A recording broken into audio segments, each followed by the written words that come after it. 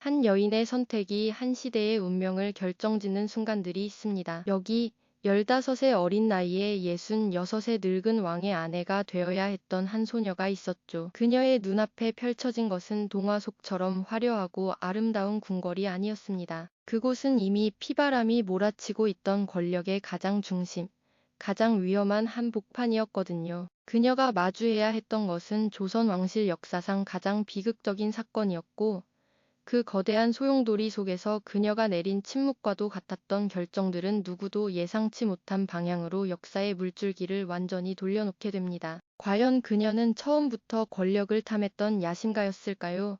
아니면 그저 거대한 시대의 흐름에 휩쓸린 또 한 명의 희생자였을까요? 이 이야기는 단순한 궁중 암투를 넘어 한 인간이 생존을 위해 어떤 고뇌를 하고 그 선택이 얼마나 거대한 역사적 파장을 만들어내는지를 추적하는 여정이 될 겁니다. 우리가 알고 있던 역사의 익숙한 페이지, 그 뒷면에 감춰진 한 여인의 진짜 얼굴을 마주하게 될 테니까요. 때는 1759년.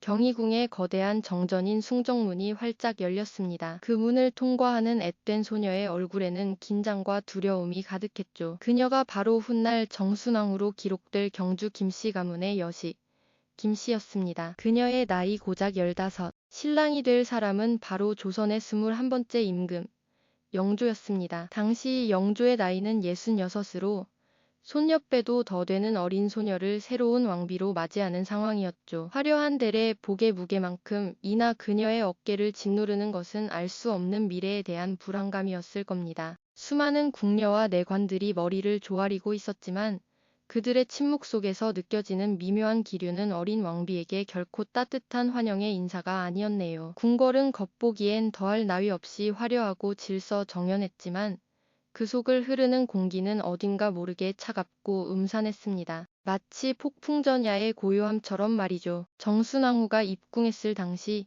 조선의 왕실은 이미 깊은 균열을 보이고 있었습니다. 그 중심에는 아버지인 영조와 아들인 사도세자 사이에 끔찍한 갈등이 자리 잡고 있었죠. 노쇠했지만 여전히 서슬퍼런 권위를 유지하고 있던 왕영조. 그리고 그런 아버지의 기대에 부응하지 못하고 점점 더 어긋나기만 하는 아들, 사도세자. 어린 정순왕후의 눈에 비친 영조는 다 정한지 아비라기보다는 엄격하고 어려운 시아버지이자 한나라의 절대 군주였습니다. 따스한 눈길 한번 제대로 받아보기 어려웠고 늘 정치적 현안과 세자에 대한 불만으로 가득 찬 왕의 무거운 표정을 마주해야만 했죠. 한편 자신의 의 부자들이 되는 사도세자는 공식적인 자리 외에는 거의 마주칠 기회조차 없었습니다. 하지만 궁궐 전체에 짙게 깔린 불안의 그림자는 바로 그에게서 비롯되고 있다는 것을 어린 왕비는 본능적으로 감지하고 있었습니다. 어느 날 밤 정순왕후는 자신의 처소인 교태전 깊은 곳에서 잠 못 이루고 있었습니다. 멀리서 희미하게 들려오는 고함 소리 때문이었죠. 그것은 분명 임금인 영조의 목소리였습니다. 분노와 실망이 뒤섞인 그 목소리는 밤의 정적을 날카롭게 가르고 있었습니다. 그 고함의 대상이 누구인지는 굳이 묻지 않아도 알 수 있었죠. 바로 왕세자, 사도였습니다. 정순왕후는 조용히 자리에서 일어나 창가로 다가갔습니다. 창호지 너머로 보이는 궁궐의 밤은 칠흑같이 어두웠고 간간히 순찰을 도는 내관들의 그림자만이 흔들리고 있었네요. 그녀는 생각했습니다. 이 거대하고 화려한 감옥 안에서 내가 할 수 있는 것은 무엇일까? 이 부자 사이의 갈등은 단순히 한 가정의 불화가 아니었습니다. 그것은 곧 나라의 근간을 뒤흔들 수 있는 거대한 정치적 폭풍의 핵이었거든요. 그녀는 그 폭풍의 한가운데 가장 조용하지만 가장 위험한 자리에 서 있었던 겁니다. 그녀의 불안한 눈빛은 그저 궁궐 안팎의 소용돌이를 지켜보는 것 외에는 다른 선택지가 없다는 사실을 깨닫고 있었습니다. 시간이 흐를수록 영조와 사도 세자의 관계는 회복 불가능한 파국으로 치닫고 있었습니다. 영조는 완벽주의적인 성향이 강한 군주였고 자신의 뒤를 이을 세자가 모든 면에서 완벽하기를 바랐습니다. 하지만 사도 세자는 그런 아버지의 높은 기대를 견디기 힘들어했죠. 아버지의 꾸지람이 계속될수록 그는 점점 더 위축되었고 때로는 엉뚱한 행동으로 자신의 불안감을 표출하기 시작했습니다. 궁궐 안에는 흉흉한 소문들이 떠돌기 시작했습니다. 세자가 이유 없이 궁녀나 내관을 해쳤다는 이야기, 이상한 옷을 입고 기이한 행동을 한다는 이야기들이었죠. 이러한 소문들은 과장되기도 했겠지만 세자의 정신 상태가 극도로 불안정했다는 것만은 분명해 보였습니다. 영조의 고뇌는 깊어만 갔습니다. 하나뿐인 아들을 잡아내칠 수도, 그렇다고 이런 상태의 세자에게 나라의 미래를 맡길 수도 없는 진퇴양난의 상황에 빠진 것이죠. 궁궐의 모든 사람들은 숨을 죽인 채 이 비극적인 부자 관계가 어떤 결말을 맞이할지 지켜보고 있었습니다. 이러한 상황 속에서 정순왕후의 존재는 그 자체로 하나의 정치적 상징이 되어가고 있었습니다. 그녀는 아직 어리고 정치 전면에 나선 적도 없었지만 그녀의 뒤에는 그녀를 왕비로 만든 세력, 즉 경주 김씨를 비롯한 외척 세력이 굳건히 자리하고 있었거든요. 특히 그녀의 오빠인 김귀주는 상당한 야심가로 알려져 있었습니다. 그들을 포함한 노론 벽파 세력에게 불안정한 사도세자는 잠재적인 위협이었습니다. 만약 사도세자가 왕위에 오르게 되면 자신들의 정치적 입지가 흔들릴 것이라고 판단했죠. 반대로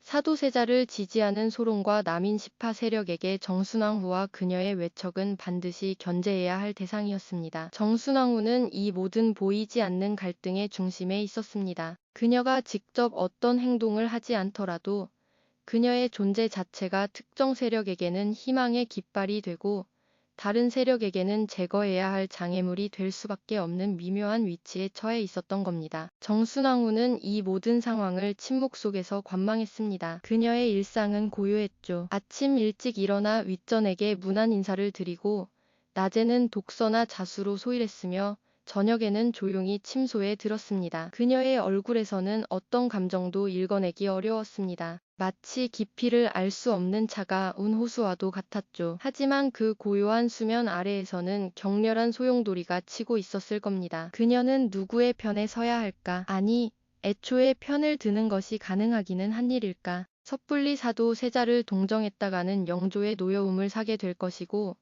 그렇다고 사도세자를 비난하는데 동참했다가는 훗날 어떤 정치적 후폭풍을 맞게 될지 알 수 없었습니다. 그녀에게 최선의 선택은 아무것도 선택하지 않는 것, 그저 모든 것을 지켜보며 자신의 존재감을 최대한 지우는 것이었을지도 모릅니다. 그녀의 침묵은 단순한 방관이 아니라 이 피비린 내 나는 권력 투쟁 속에서 살아남기 위한 처절한 생존 전략이었던 셈이죠. 그리고 마침내 운명의 그날이 다가왔습니다. 1762년 윤호월, 창덕궁 휘령 전 앞들의 공기는 유난히 무겁고 축축했습니다. 하늘에는 먹구름이 잔뜩 끼어 있었고 금방이라도 폭우가 쏟아질 듯한 날씨였죠. 영조는 비장한 표정으로 칼을 빼어들고 땅을 내리쳤습니다. 그리고는 온몸을 부들부들 떨며 세자를 향해 자결을 명했습니다. 사도세자는 땅에 머리를 채으며 용서를 빌었지만 영조의 분노는 극에 달해 있었습니다. 이미 왕의 마음은 돌아선 뒤였죠. 이 모든 광경을 궁궐의 수많은 사람들이 숨죽인 채 지켜보고 있었습니다. 차마 눈뜨고 볼 수 없는 비극이 눈앞에서 펼쳐지고 있었지만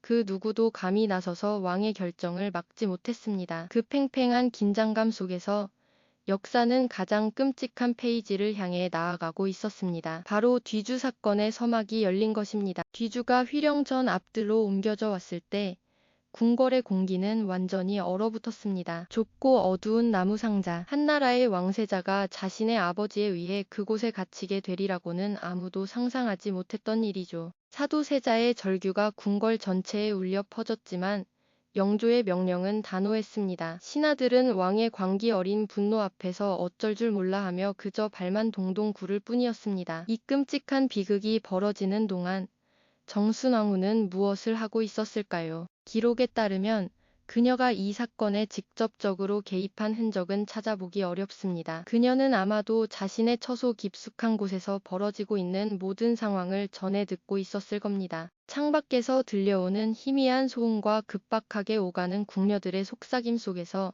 그녀는 무슨 생각을 하고 있었을까요? 그녀의 침묵은 여러 가지로 해석될 수 있습니다. 어쩌면 그녀는 정말로 아무것도 할 수 없는 무력감을 느꼈을지도 모릅니다. 예순이 넘은 노회한 왕의 결정에 이제 갓 20을 넘긴 어린 왕비가 감히 반기를 든다는 것은 상상하기 어려운 일이었을 테니까요. 또한 이는 왕실의 가장 깊숙한 곳에서 벌어지는 부자간의 문제였습니다. 계비인 그녀가 섣불리 나섰다가는 오히려 화를 자초할 수 있다고 판단했을 수도 있죠. 하지만 다른 한편으로 그녀의 침묵은 철저한 정치적 계산의 결과물일 수도 있습니다. 사도세자가 사라지는 것은 곧 자신과 자신의 가문을 지지하는 노론 벽파 세력의 승리를 의미했습니다. 굳이 위험을 감수하고 사도세자를 변호할 이유가 없었던 것이죠. 그녀의 날카롭고 고요한 얼굴 뒤에 숨겨진 진짜 심경은 역사에 기록되지 않았습니다. 다만 확실한 것은 그녀의 침묵 혹은 미미한 개입이 결과적으로 사도세자의 비극을 막지 못했고, 이는 조선 후기 정치사의 거대한 분수령이 되었다는 사실입니다. 뒤주에 갇힌 지 8일째 되는 날, 모든 소리가 먹었습니다. 사도세자는 그 좁은 공간 안에서 비참한 최후를 맞이했죠. 아버지가 아들을 죽인 역사상 유례를 찾아보기 힘든 끔찍한 사건이었습니다. 이 사건 이후 궁궐의 권력 지도는 완전히 새롭게 그려지기 시작했습니다. 사도세자의 죽음을 애도하고 그의 아들인 어린 세손, 훗날의 정조를 지지하는 시파와 사도세자의 죽음을 당연하게 여기고 영조의 결정을 옹호했던 벽파 사이의 대립은 더욱 격화되었죠. 그리고 바로 이 벽파의 중심에 정순왕후와 그녀의 친정인 경주 김씨 가문이 있었습니다. 정순왕후는 직접 피를 묻히지 않았습니다. 그저 침묵하고 상황을 관망했을 뿐이죠. 하지만 그 침묵의 결과로 그녀의 세력은 조선 정치의 핵심으로 떠오를 수 있었습니다. 아이러니하게도 왕실의 가장 큰 비극이 그녀에게는 가장 강력한 정치적 자산이 되어버린 셈입니다. 그녀는 이제 더 이상 어리고 무력한 소녀 왕비가 아니었습니다. 조선의 미래를 좌지우지할 수 있는 막강한 권력의 중심에 서서히 다가서고 있었던 것. 시간이 흘러 1776년, 영조가 긴 세월의 치세를 마감하고 세상을 떠났습니다. 그리고 마침내 사도세자의 아들, 세손 이산이 조선의 22번째 임금, 정조로 즉위하게 되죠. 정조의 나이는 25, 혈기왕성하고 총명한 젊은 군주였습니다. 하지만 그의 앞길은 결코 순탄하지 않았습니다. 그의 할머니께 되는 대비 정순왕후가 서슬퍼런 눈으로 그를 지켜보고 있었기 때문입니다. 당시 정순왕후의 나이는 31에 불과했지만 그녀는 왕실의 가장 높은 어른인 대왕대비의 자리에 있었습니다. 국왕이 어리거나 새로 즉위하여 정사에 미숙할 때 왕실의 가장 큰 어른이 대신 정치를 돌보는 수렴청정은 그녀가 가진 가장 강력한 권한이었죠. 어린 정조가 즉위하자마자 정순왕후는 기다렸다는 듯이 수렴청정을 선포합니다. 발을 들이우고 그 뒤에서 어린 왕을 대신 해나라의 모든 중 대사를 결정하기 시작한 겁니다. 정순왕후의 수렴청정은 본격적인 권력 장악의 신호탄이었습니다. 그녀는 정조가 즉위하자마자 자신의 오빠인 김귀주를 비롯한 외척 세력과 노론 벽파의 핵심 인물들을 요직에 앉혔습니다. 그리고 정조의 측근 세력이자 사도세자를 동정했던 홍인한, 정우겸 등 시파 인물들을 가차없이 숙청하기 시작했죠. 어린 왕 정조는 용상에 앉아 있었지만 실질적인 권력은 발 뒤에 앉은 정순왕후의 손에서 나오고 있었습니다. 정순왕후는 위험 있는 모습으로 신하들의 보고를 받았고 그녀의 지시 하나하나에 따라 조정의 인사와 정책이 결정되었습니다. 어린 시절 그저 불안한 눈빛으로 궁궐의 소용돌이를 지켜보기만 했던 소녀는 이제 없었습니다. 그 자리에는 자신의 의지대로 나라를 움직이려는 냉철하고 강력한 권력자가 앉아 있었죠. 그녀와 젊은 왕 정조 사이에는 보이지 않는 팽팽한 긴장감이 감돌기 시작했습니다. 아버지의 비극적인 죽음을 똑똑히 기억하고 있는 정조와 그 비극을 발판으로 권력의 정점에 선 정순왕후의 대립은 이제 피할 수 없는 숙명이 되어가고 있었습니다. 개혁을 꿈꾸는 젊은 왕과 기존 질서를 지키려는 대왕대비의 갈등은 조선의 미래를 건 거대한 싸움의 서막을 알리고 있었던 겁니다. 한 여인의 침묵이 이토록 거대한 역사의 소용돌이를 만들어낼 수 있다는 사실, 어떻게 생각하시나요? 이 이야기가 흥미로우셨다면 구독과 좋아요를 통해 저희와 계속 함께해 주십시오. 다음 시간에는 더욱 깊이 있는 역사 속 이야기로 여러분